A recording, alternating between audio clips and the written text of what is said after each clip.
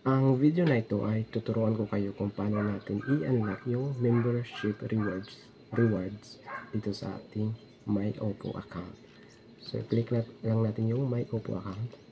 Nandito na tayo sa ating My Profile.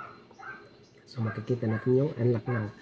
I-click lang natin yung unlock now para magkaroon tayo ng free rewards. Band your phone, get rewards. So, i-click natin yung IMEI natin. Makikita natin yung IMEI natin sa ating cellphone. So, ita-type natin yung number ng IMEI. Gain rewards points to redeem gifts.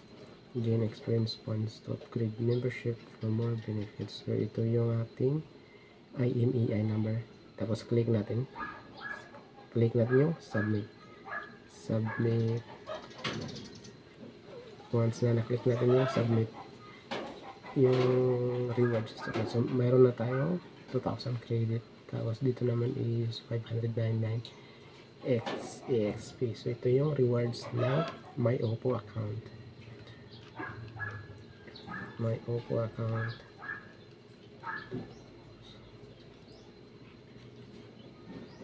Tapos, dito experience points rewards. Experience purchasing rewards. So, i-back natin to. Hanapin natin yung membership. So, punta tayo sa membership ngayon.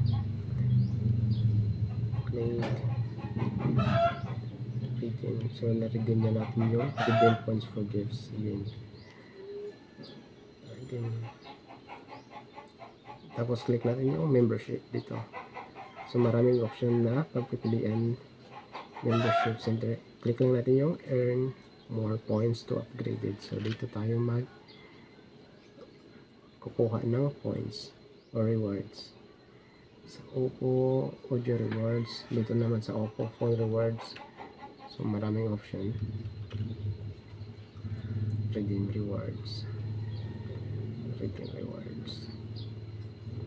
Tapos, dito naman sa Oppo Wearable Rewards. Dito tayo kuha ng experience points or reward points. Example is ito.